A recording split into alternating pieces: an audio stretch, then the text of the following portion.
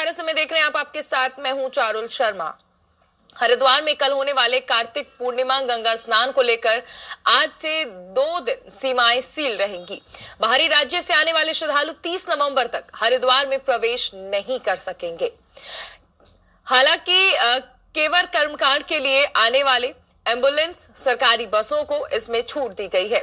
वहीं हर की पैड़ी समेत आसपास के गंगा घाट पर इन 2 दिन स्नान करने पर प्रतिबंध रहेगा। कोरोना के बढ़ते केसेस के मद्देनजर ये फैसला लिया गया है।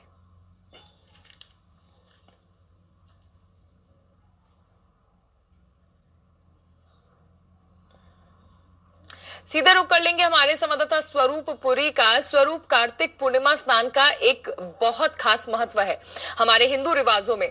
ऐसे में उस पर ये जो बॉर्डर सील किए गए हैं, क्या इसका इफेक्ट होगा और क्या श्रद्धालुओं के लिए कोई ऑल्टरनेटिव चीज बनाई गई है या फिर ऑल्टरनेटिव तरीका है जिसके जरिए वो गंगा स्नान कर सके? निश्चित तौर पर चारुल, अगर हम गंगा स्नान की बात करें तो 30 तारीख का जो कार्तिक पूर्णिमा का जो स्नान होता था वो साल का सबसे आखिरी स्नान होता था।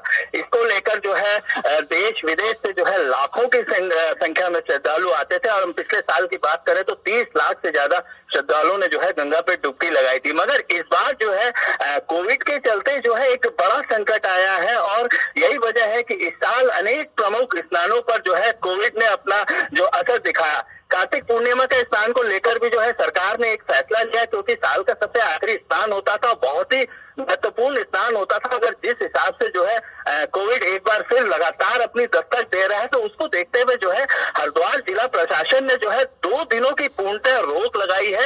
हरिद्वार के जितने भी बॉर्डर्स हैं उन बॉर्डर्स को सील कर दिया गया है। सरकार की मंशा स्नान से रोकने की नहीं थी, आस्था को रोकने की नहीं थी, मगर जो हालात है उसको देखकर जो ये फैसला लिया गया है कि 2 दिन जूझ रहा है। तो ऐसे में उन्हें उम्मीद थी कि जिस हिसाब से कुंभ को लेकर तैयारियां की जा रही थी, तो उम्मीद थी कि शायद सरकार कुछ रिलैक्सेशन दे, मगर हालात जिस हिसाब से पिछले 10-15 दिनों में बदले हैं उसको देखते हुए जो है स्नान पर रोक लगानी पड़ी है। जो सबसे बड़ा एक व्यापारियों के लिए कहें या जो लोग छोटे व्यवसायी हैं जो इस दौरान अपना व्यवसाय करते हैं, उनके लिए जो है बड़ा जो है अपसेट करने वाला है।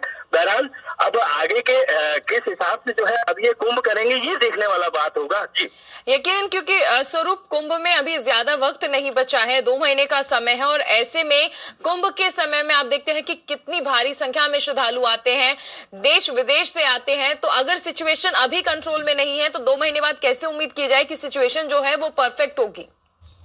देखिए, अगर चारुल अपने दर्शकों को बताएं कि कुंभ का जो इस बार जो महत्वपूर्ण स्नान होता था वो 14 जनवरी को होता था, मकर संक्रांति के दिन से होता था। लेकिन इस बार जो है तिथियों में थोड़ा फेर हुआ है और शिवरात्रि जो मार्च का महीना है उस दिन से स्नान होना है। तो सरकार के पास अभी जो है कम से कम 3 महीने का वक्त है।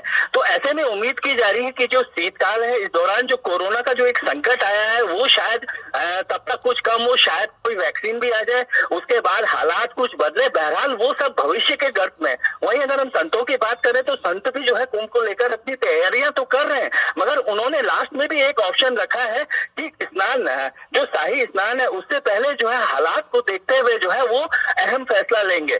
तो ये सब बड़ी चीजें हैं जो जिन पर जो है बारीकी से नजर रखने की जरूरत है। सरकार भी रख रही है, हर व्यक्ति भी जो है इस पर अपनी नजर रखेगा। लेकिन सबसे बड़ी चीज है जो वक्त गुजरा जा रहा है, जो अहम पर्व निकलते जा रहे हैं, जो हमारी रोजी रोटी की जो है एक आर्थिक स्थिति सुदृढ़ करने की जो रीढ़ मानी जाती है, उस पर एक बड़ा संकट है। इसको सरकार किस तरह निपटती है, क्योंकि कुंभ, अगर हम कार्तिक पूर्णिमा के स्नान की बात करें या पूर्व स्नानों की बात करें तो हरिद्वार जैसे शहर को चलाने में इन स्नान पर्वों का बहुत ही महत्वपूर्ण योगदान रहता है। महज हरिद्वार ही नहीं, हरिद्वार से सटे ऋषिकेश या छोटे मोटे जो अन्य स्थान है वहां जो है इन स्नानों के दौरान एक विशेष चहल पहल देखी जाती है। मगर अब एक संकट आया है, ये संकट हम पिछले 6 या 7 माह से देख रहे हैं और अब आने वाले वक्त में क्या होगा ये हमें भी नहीं मालूम। तो उम्मीद है कि तय समय पर वैक्सीन आए और जो लोग हैं वो नियमों का पालन करते हुए अपने को सुरक्षित रहते हुए एक अच्छे भविष्य की कामना करें।